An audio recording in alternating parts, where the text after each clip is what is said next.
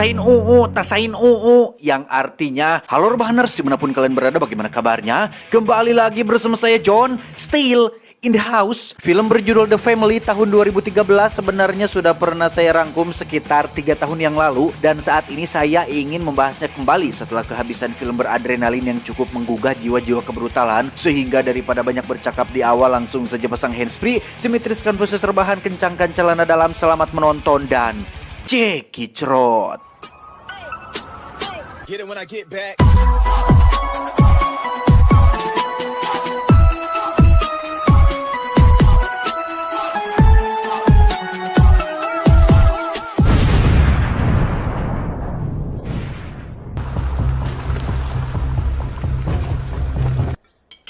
How about your teachers?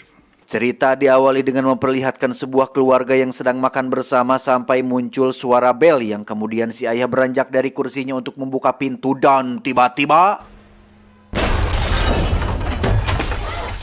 ya, ada seorang eksekutor bernama Rocco, ini bebenguknya, yang membantai keluarga ini dan memotong jari milik si ayah, di mana Rocco langsung mengirim potongan jari itu ke dalam penjara tempat seorang bos mafia menghabiskan sisa hidupnya. Dia bernama Don Lucas, seorang bos mafia yang sedang memburu sebuah keluarga yang dianggap telah mengkhianatinya dan menjadi penyebab dirinya mendekam di penjara, yang meskipun dirinya terkurung di dalam jeruji besi, tapi kerajaan bisnisnya masih berjalan dan masih cukup untuk bisa mengendalikan beberapa orang di luar, termasuk mengirim Rocco, sang eksekutor, untuk memburu keluarga tersebut. Not him.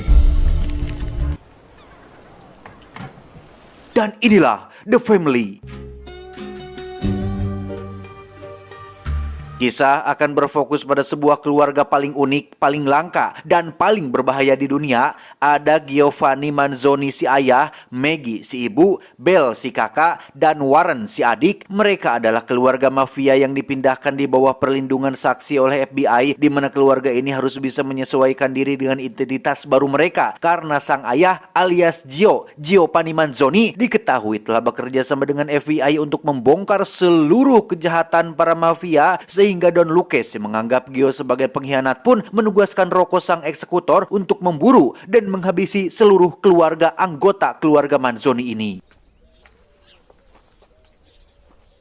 One of the 200 Cadillacs hired by the legendary rebel then going straight to annoy my father. Gio dan keluarga sendiri saat ini baru tiba di Prancis dengan identitas yang baru, di mana anak-anak juga mau tidak mau harus beradaptasi dengan teman-teman baru di sekolah mereka yang baru, dan kediaman Gio selama 24 jam non-stop selalu diawasi oleh pihak FBI yang ditugaskan untuk melindungi keluarga ini dari mara bahaya. Love you. Love you too.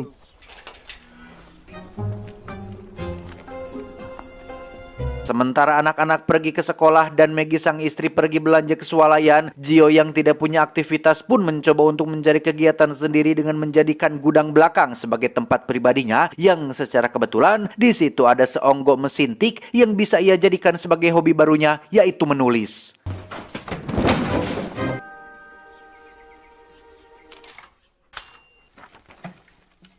Beralih ke si ibu yang sudah tiba di swalayan, alih-alih berbasa-basi untuk sekedar menunjukkan sikap ramah tamahnya, Maggie justru malah mendapat perlakuan tidak menyenangkan ketika kasir dan beberapa pelanggan bersikap ketus dan mengolok-oloknya dengan bahasa daerah mereka, di mana mereka semua benar-benar sudah salah besar karena Maggie bukanlah ibu-ibu konvensional pada umumnya, melainkan istri dari seorang bos mafia, sehingga ketika Maggie dibuat kesal, maka emosinya akan langsung dilampiaskan dengan cara yang cukup anti-mainstream.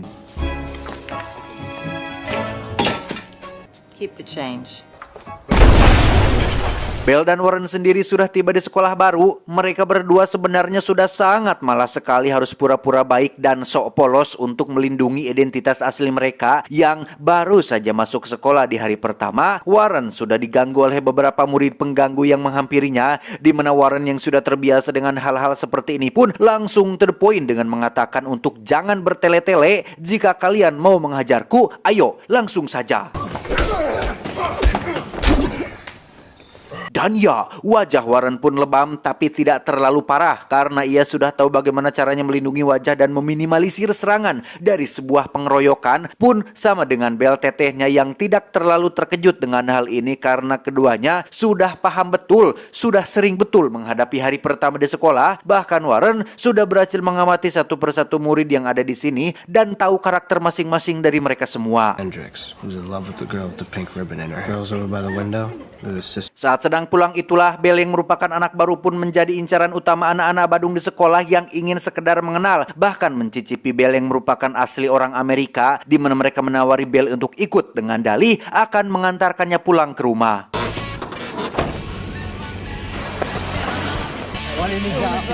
Dan ya, Bell pun dibawa ke pinggir danau dengan alasan untuk santai-santai terlebih dahulu sambil mengenal lebih dekat satu sama lain, di mana satu dari 4 remaja akil balik itu pun nekat menyentuh Bell dan melepaskan satu tali kutangnya sehingga... Ya, keempat anak Badung itu pun kena mental dan memang sudah salah besar telah berani macam-macam dengan putri dari seorang Giovanni Manzoni, sehingga Bell pun membawa mobil salah satu dari mereka sebagai bayaran atas kejadian tak menyenangkan ini.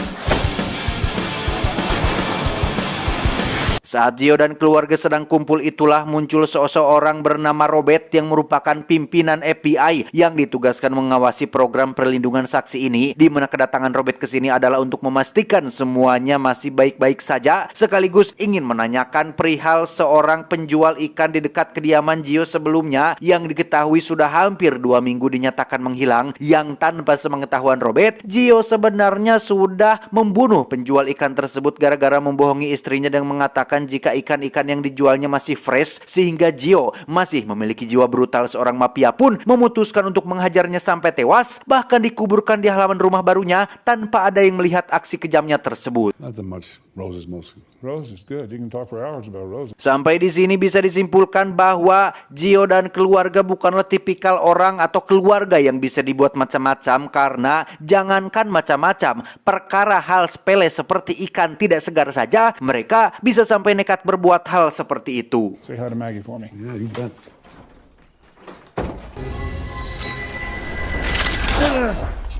Dan ya, ini bukanlah kali pertama Gio bermimpi buruk seperti itu, karena memang ia tidak akan pernah bisa hidup tenang sebelum Don Lucas mati dan tidak lagi memburunya. Sehingga untuk menenangkan pikirannya agar tidak panik, Gio memutuskan untuk menulis kisah hidupnya sendiri dengan harapan bisa sedikit meringankan beban hidup tidak tenangnya tersebut. The whole truth to be told just once, to say what in this chapter I'll do the opposite and demonstrate. Dan apa yang akan ditulisnya mungkin akan sedikit membuat Anda terkejut, karena Gio menganggap dirinya adalah orang baik. Bahkan ia mengklaim ada sekitar 10 poin kenapa dirinya bisa disebut sebagai pria baik hati, yang dari ke-10 poin itu sebenarnya tak ada poin yang patut dicontoh, kecuali kejujuran, komitmen, dan kesetiaan yang mungkin sulit dimiliki oleh orang-orang konvensional pada umumnya.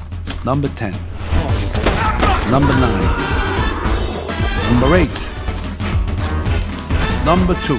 Hey, Giovanni. Tak lama setelah selesai menulis semua poin-poin itu, Gio kedatangan seorang tamu yang ternyata adalah tukang ledeng yang sebenarnya datang terlambat 2 jam lebih lama dari yang dijanjikannya, yang membuat Gio harus menunggu. Sudah mah terlambat, si tukang ledeng ini ternyata adalah tipikal orang yang suka sekali ngomong, omon-omon, banyak omon, kerja belum, sudah minta uang duluan, bahkan meminta tambahan biaya apabila ingin pipanya segera dibereskan, tanpa tahu jika orang yang ada di hadapannya saat ini bukanlah orang biasa yang bisa dibuat untuk macam-macam. Sehingga ketika Gio yang memiliki kesabaran setipis tisu pun langsung mengambil sebuah tongkat bisbol dan tiba-tiba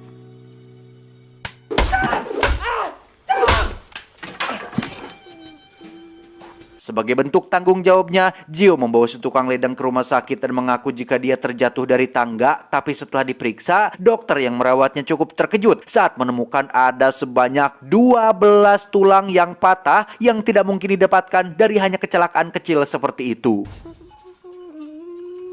What I don't understand is Maggie sang istri sendiri terlihat sedang mendatangi sebuah rumah kosong yang terletak tepat di seberang rumah mereka, dan rumah tersebut bukanlah rumah tetangga, melainkan rumah yang sengaja disewa oleh FBI untuk dijadikan markas utama pengawasan kedua agennya, di mana Maggie dan keluarga sendiri memang sudah kenal dekat dengan dua agen FBI ini, dan Maggie sering memberikan mereka makanan atau camilan untuk sekedar bentuk rasa terima kasih atas jasa mereka berdua yang selalu standby mengawasi dan melindungi keluarga ini.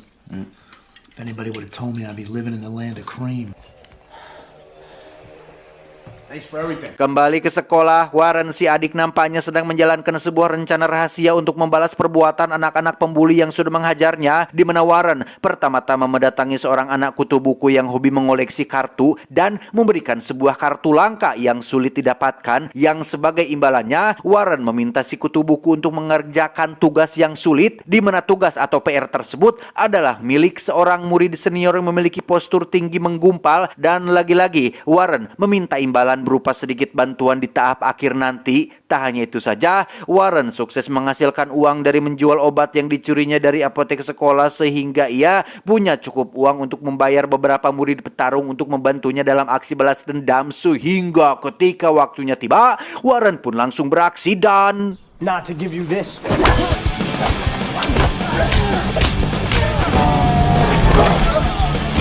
beralih ke Belle si kakak yang juga tidak kalah brutalnya dengan menghajar murid perempuan yang sering usil terhadapnya, di mana Belle yang sedang dalam masa puber dan baru mens pun sedang mengalami apa yang dinamakan jatuh cinta, bukan kepada sesama murid tapi kepada seorang guru honorer yang masih muda dan masih kuliah bernama, kita panggil saja si guru, di mana Belle nekat mendatangi ruangan si guru dan meminta beliau untuk memberikannya les tambahan pelajaran matematika demi untuk bisa mengenal lebih dalam tentang kehidupan pribadi guru muda tersebut.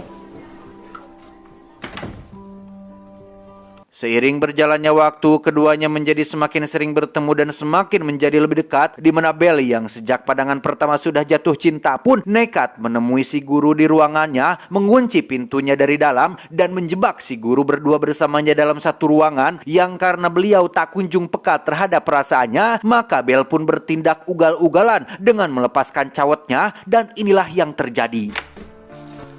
Anytime.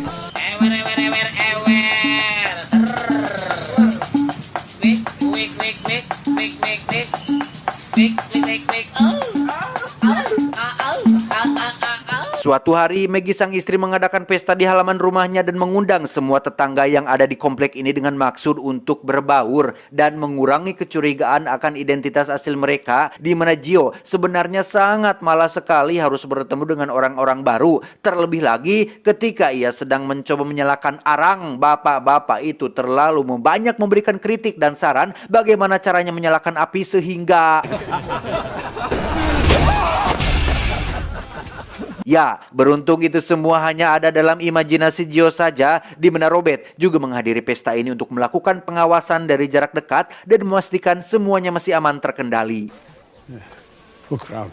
Congratulations, Red. It's a huge success. Selesai pesta, Gio dan keluarga yang sudah tinggal selama kurang lebih 1 bulan di tempat baru ini pun benar-benar sudah kelewat jengkel dengan air keran yang terus-terusan keruh. Tak hanya di rumahnya saja, tapi di rumah-rumah tetangga pun mengalami hal yang sama, sehingga Gio pun nekat mendatangi kantor wali kota untuk melaporkan hal ini. Namun, apa tanggapan beliau? Ternyata beliau hanya omon-omon saja, sehingga Gio langsung beralih ke kantor PDAM, yang di situ si petugas menjelaskan bahwa alasan utama air keruh adalah disebabkan oleh perusahaan pupuk kimia yang membuang limbah sembarangan. Tak membuang waktu, di hari itu juga Gio langsung mendatangi owner perusahaan pupuk yang dimaksud, di mana tanggapan si owner nyatanya lebih parah dari bapak wali kota dengan bersikap seolah tidak peduli dan acuh tak acuh dengan keluhan Gio, sehingga Buy a bottle of water then.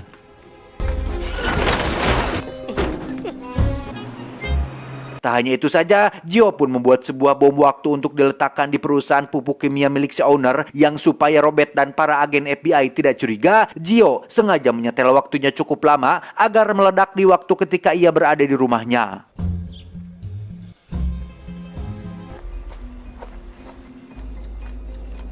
Selesai dengan urusan Gio dan air keruhnya dan sang owner yang benar-benar dibuat mental karenanya, kita akan beralih sejenak ke Warren yang sedang diberi tugas untuk membuat semacam permainan kata-kata untuk koran sekolah yang katanya akan dicetak untuk dipublikasikan secara umum, di mana Warren yang tidak memiliki ide pun tiba-tiba teringat dengan momen ketika dirinya masih kecil, tepat saat Don Lucas sedang bercanda bersama tengahnya dan mengatakan semacam kalimat jokes yang berbunyi, "If it's good enough for you, it's good enough for me." If it's good enough for you, it's good enough for me.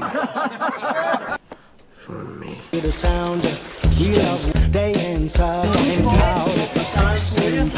I have a package for you, boss. Dan ya, sungguh suatu kebetulan yang luar biasa ketika koran tersebut dipakai sebagai bungkus minuman beralkohol yang dikirim kepada Don Lucas, yang ketika ia tak sengaja membacanya, Don Lucas akhirnya sadar jika kalimat tersebut adalah sebuah jokes yang hanya ada di lingkungan para mafia saja, sehingga ia langsung menghubungi Rocco dan menyuruhnya untuk segera meluncur ke Prancis.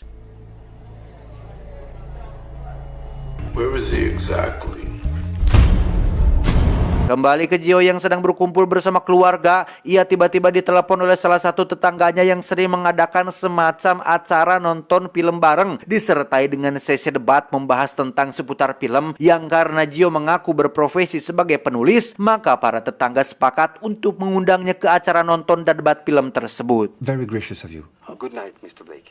Thank you. Okay. Thank you. Beralih ke sekolah, Warren akhirnya disidang oleh para dewan guru terkait kelakuannya di sekolah, yang tentu saja ini merupakan masalah yang sangat besar yang berpotensi dapat membuka identitas asli keluarganya pun sama dengan tetehnya, yaitu si Bell yang sedang patah hati oleh si guru muda yang memutuskan untuk melanjutkan kuliah di luar negeri dan terpaksa harus berpisah dengan Bell dalam waktu yang cukup lama. And you crushed it. Kembali ke Gio yang akan menghadiri undangan acara nonton dan debat film, Robert sebenarnya sangat tidak setuju dengan ide ini karena berpotensi bisa membahayakan identitas keluarga mereka. Namun Gio berhasil meyakinkan Robert, bahkan mengajaknya untuk ikut supaya bisa menyaksikan sendiri jalannya acara tersebut.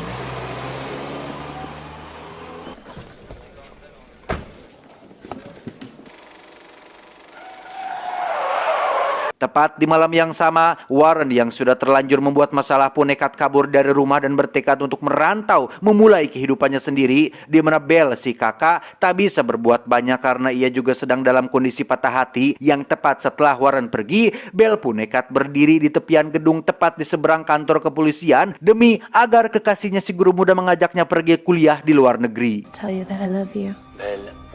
And hear your voice one more time. Warren sendiri terlihat sudah berada di stasiun menunggu kedatangan kereta yang akan membawanya ke pusat kota, di mana Warren nampaknya harus mengurungkan niatnya setelah mendapati Rocco dan kelompok pembunuhnya baru saja turun dari kereta, sehingga ketika ia menyadari keluarganya dalam bahaya, Warren buru-buru menghubungi telepon rumahnya, namun tak ada satupun orang mengangkat telepon tersebut.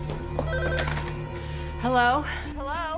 Rocco dan kelompoknya benar-benar melakukan pekerjaan secara profesional dan terorganisir. Hal itu terlihat dari bagaimana mereka mendatangi kantor polisi dan pemadam kebakaran supaya tidak ada pihak yang ikut campur atau menghalangi aksi mereka malam ini, di mana Bell yang kebetulan ada di atas gedung seberang kantor kepolisian pun buru-buru pulang ke rumah untuk memperingatkan keluarganya yang sedang dalam bahaya.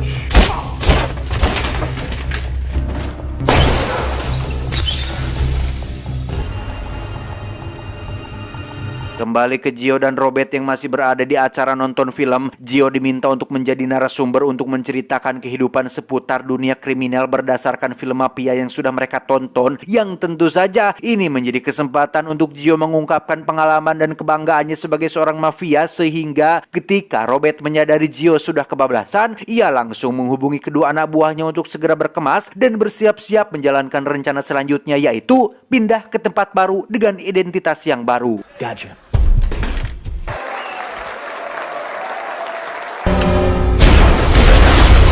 Dan ya, tepat jam 12 malam, bom waktu yang Gio siapkan pun akhirnya meledak. Robert yang mencurigai Gio adalah ulah di balik ledakan itu pun buru-buru membawanya pulang ke rumah dan memintanya untuk tetap diam di sana sampai ada instruksi selanjutnya.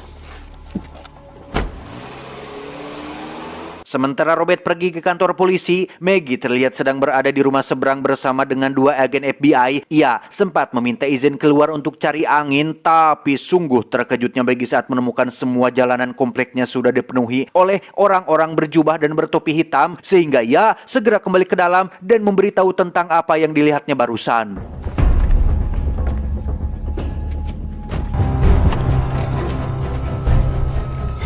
Tepat di saat bersamaan, Robert sudah tiba di kantor polisi dan menemukan semua petugas berwajib sudah tewas bersimbah darah. Beliau segera menghubungi kedua anak buahnya untuk bersiap menghadapi bahaya yang akan datang, tapi semuanya sudah terlambat karena tiba-tiba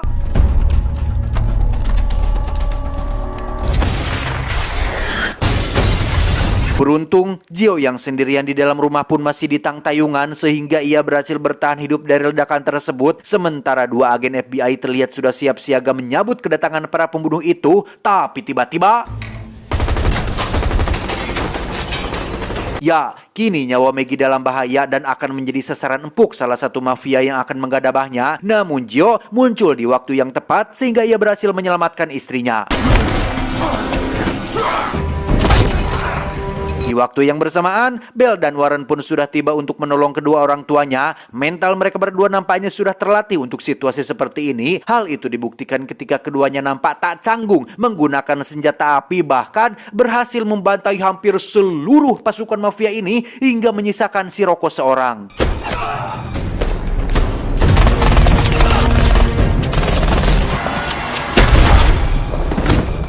Tersisa Rocco yang masih hidup. Belle harus menjadi sasaran empuk Rocco setelah Warren mengalami sedikit cedera, di mana mereka berdua terlibat kejar-kejaran sampai ke jalan raya dan